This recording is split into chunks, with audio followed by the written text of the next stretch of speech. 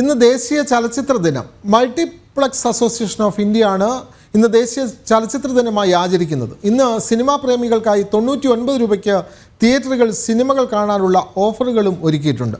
Corona മഹാമാരിക്ക് ശേഷം തിയേറ്ററുകൾ വീണ്ടും തുറന്നതിൻ്റെ സ്മരണയ്ക്കാണ് ദേശീയ സിനിമാ ദിനം ആചരിക്കുന്നത്. തുടർച്ചയായ 3-ാം വർഷമാണ് ഈ ദിനം ആഘോഷിക്കുക.